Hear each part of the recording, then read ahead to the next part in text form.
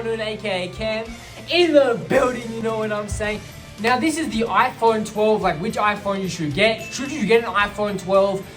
If you guys should get the standard or the Pro, the minis and the Pro Pluses are not out, so we're not necessarily going to be talking about them. So this is a video on which one of them you should buy, or should you buy an iPhone at all? Should you just get like a normal, cheaper phone? Should you get the iPhone X, the iPhone SE? So I'm going to break it down in a chart in a second. You guys want to go through the chart. I'm going to give you the reasons to buy which phone, because at the end of the day, it does come down to categories. But to give you some context on what I think, like where my opinions are coming from, I've been using this Huawei P20 Lite for the past 2 years. The phone has been really cracked.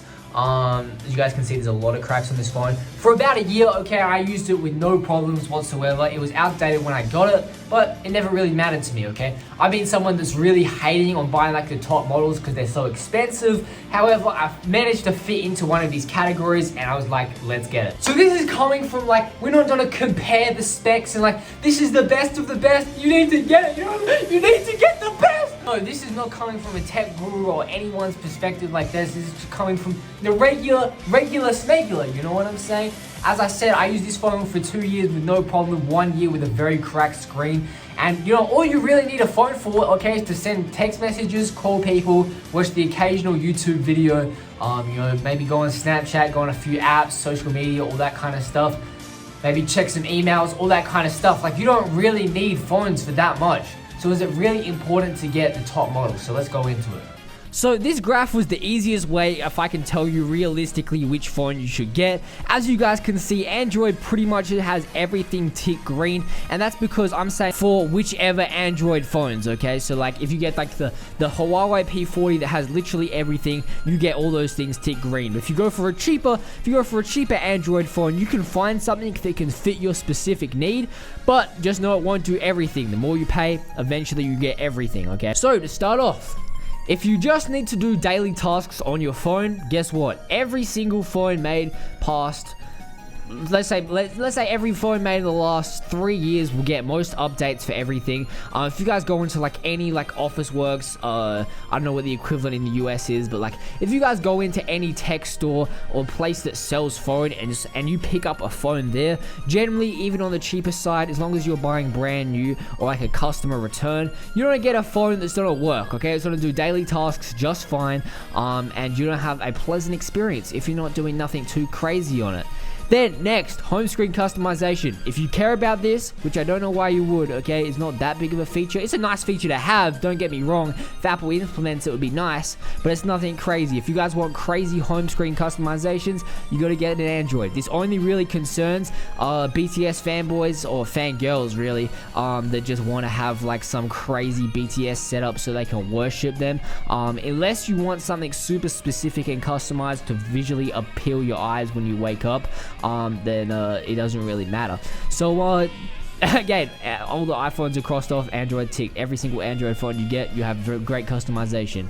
Then Apple ecosystem. Obviously, all the advantage to being in the Apple ecosystem, you got like the AirPod features, you got the Apple Watch features, and Apple services such as Apple Music, Apple TV, if you guys want AirDrop, iMessage, all those kinds of features that only Apple phones have and that are very beneficial in the Apple ecosystem. Obviously, you know what, an iPhone. Then moving on to gaming, okay? Now for gaming, now this is like a hardcore gaming, okay? Obviously most mobile apps, most mobile games you're gonna be able to run on pretty much any phone. But if you guys are trying to run the more intensive mobile games like let's say Fortnite, Call of Duty, League of Legends, those more intensive games, or like any intensive hard purposes, not too many games require like a very good phone. But if you do need that, maybe you want to go for the iPhone 12. The A14 Bionic chip is absolutely crazy fast, crazy powerful. It's faster than some computers. So if you guys get the iPhones, you're not going to be disappointed in the performance. Same with Android. Obviously, if you go for an expensive Android phone or even like the cheaper gaming phones, you're going to get a good experience. But just know with the cheaper gaming phones, you sacrifice everything. But if you guys just have a good chipset, the more expensive phones are going to be able to play good games. And honestly, if you guys are just trying to play games, you don't need the iPhone 12 Pro, okay? So if you guys don't care about the next two features, just go for the iPhone 12.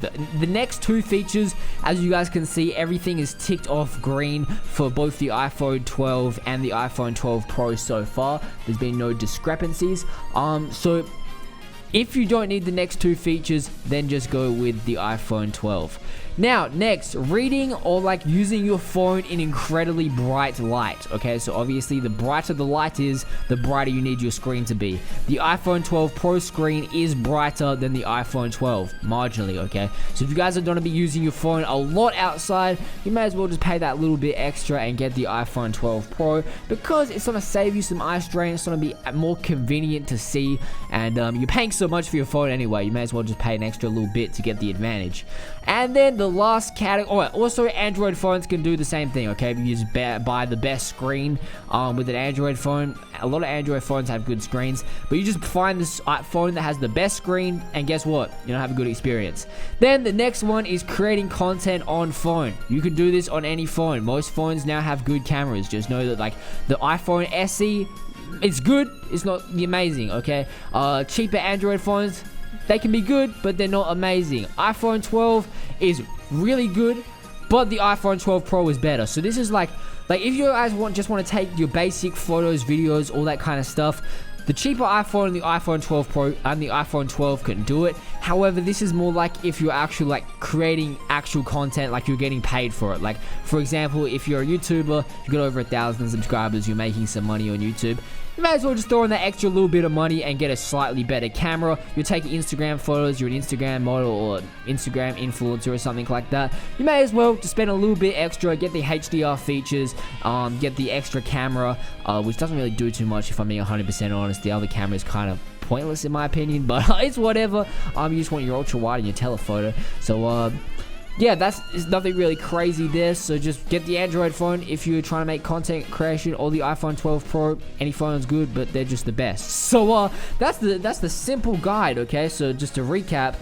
if you guys don't need anything crazy, just get a normal any phone. Doesn't matter, okay? Just whatever you can afford. If you're rich, get the iPhone 12 Pro Plus. It doesn't matter for you. Just get the best of the best, I guess. If you like home screen customization, you don't need an Android, okay? If you like the Apple ecosystem, you don't have to get an iPhone. If you like gaming, I would go, like, if you like intensive gaming, like Fortnite and stuff, I'd probably go for a faster chip, because eventually, even if your cheaper phone works now, like the cheaper iPhone, like the SE, the XR, all those kinds of things, if it works now, it might not work next year, and you don't want to buy a new phone every year. So just get the top model now, and it's going to be able to work for a longer period of time. Then, reading in very bright lights, if you guys want the brightest screen possible, you can get the iPhone 12 Pro, or you can get an Android phone. Other iPhones do fine, but if you like really need it in bright light, you have bad eyesight, then maybe get the 12 Pro. If you create proper content and you want the best camera possible, best camera available, go iPhone 12 Pro. But really, there's not too much difference between the iPhone 12 and the iPhone 12 Pro. As I said, the differences are so minimal, no one's going to be able to notice really between when you're using a $200 phone that's cracked. Like, I could barely tell the difference, to be honest. Yes, the iPhone 12 Pro is very nice, much nicer than my old phone. However, it's not that much better. It's still usable, okay? You do the same things with it.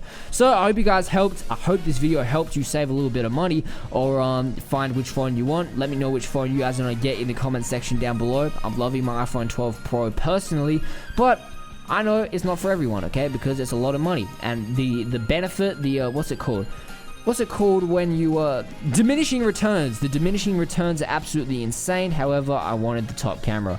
So if you guys enjoyed the video, please smash that like, subscribe button, and we out. See ya.